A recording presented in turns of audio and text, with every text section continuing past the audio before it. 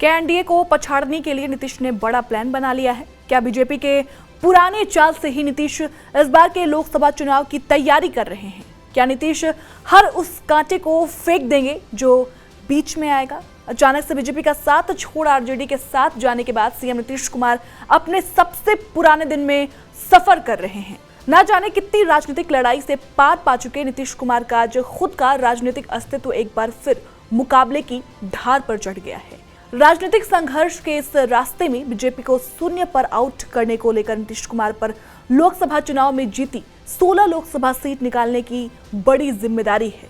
दरअसल बिहार की राजनीति में बीजेपी के फीडबैक का अपना एक अलग तरीका होता है। हर बार कोई ना कोई नया तरीका इजाद करते हैं और चुनाव की जमीनी हकीकत से गुजरते हैं।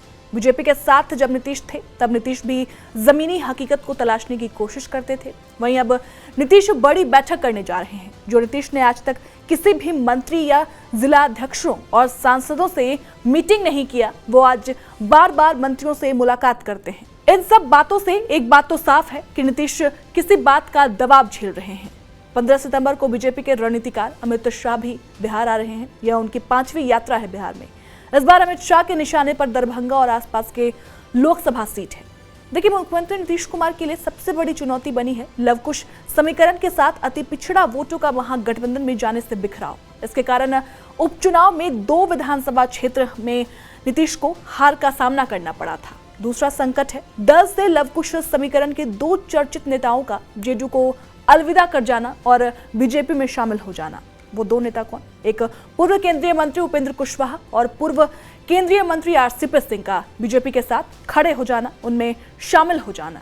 उस पर बीजेपी ने सम्राट चौधरी को प्रदेश अध्यक्ष बनाकर कुशवाहा में जबरदस्त सिनवारी का रास्ता निकाल भी लिया है। नीतीश कुमार के सामने इन सब के विरुद्ध अपना वजूद बचाने की एक बड़ी चुनौती है। अब सवाल यह है कि आखिर नीतीश कुमार क्या करना चाह रहे हैं। देखिए, नीतीश कुमार बीजेपी को उसके ही लहजे में जवाब देंगे, यानी बीजेपी के माइक्रो मैनेजमेंट की राह पर चलकर सरकार और संगठन दोनों की जानकारी लेंगे। आगामी लोकसभा और विधानसभा चुनाव को ध्यान में रखकर विधायकों, पूर्व विधायकों और कुछ स्थानीय चुनिंदा नेताओं के आचरण, कार्यकुशलता, क्षेत्र में उपलब्धता कितनी है उनकी, जनता के प्रति क्या लगाव है, आदि तरह की नीतीश कुमार जानकारियां लेंगे। नए गठबंधन को लेकर हानि और लाभ के बारे में भी जानकारी लेंगे। वोट बैंक में इस नए गठबंधन में जाने से क्या अंतर आया है? क्या नए गठबंधन में जाने से जेडीयू के पारंपरिक वोट पर कोई सकारात्मक प्रभाव पड़ा है, कोई नकारात्मक प्रभाव पड़ा है? बीजेपी के बढ़ते हिंदुत्व के दावे से वोटर कितना प्रभावित हुआ है? बीजेपी के सहयोगी दलों का, खासकर लोजपा रामविलास का कितना प्रभाव बढ़ा है बिहार में? उपचुनाव में बिखरते लवकुश समीकरण के कारणों की पड़ताल भी करेंगे नीतीश कुमार।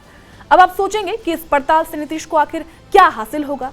ये सब करके नीतीश जेडीयू की जमीनी सच्चाई जानना चाहते हैं। महागठबंधन में शामिल होने के बाद समर्थन में किस किस जाति का वोट बैंक बढ़ेगा या किस जाति का घटेगा, साथ ही उनके जनप्रतिनिधियों के बारे में क्षेत्र की जनता क्या सोचती है। सबसे जरूरी तो ये जानकारी हासिल होगी कि गठबंधन के इस सूरत में उनके कितने सांसद और विधायक फिट बैठेंगे। ये उन्हें उम्मीदवार देने या बदलने में सहायक होगा। राजनीतिक पंडित मानते हैं कि नीतीश कुमार अपनी राजनीतिक अस्तित्व की ये लड़ाई लड़ रहे हैं। ये ठीक उसी तरह की लड़ाई है जो आरजेडी सुप्रीमो लालू प्रसाद यादव के बेटे तेजस्वी यादव ने अपने पिता के बिना खुद को विधानसभा चुनाव 2020 में साबित कर लालू यादव की असली विरासत बनने के दावे को साबित किया था। विधानसभा में सबसे बड़ी पार्टी बनकर तेजस्वी ने दिखाया था। अब नीतीश कुमार को फिलहाल लोकसभा चुनाव में जीती हुई सीट को फिर से जीतने की चुनौती से गुजरना होगा। फिलहाल तो नीतीश लगातार मीटिंग करते दिख रहे हैं। अब देखना यह है कि 11 और 12 को जो नीतीश मीटिंग करने वाले हैं अपने जिला अध्यक्षों के साथ, सांसदों के साथ, उसमें आखिर क्या निकलकर सामने आता है।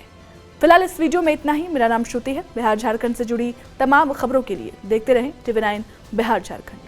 शुक्रिया।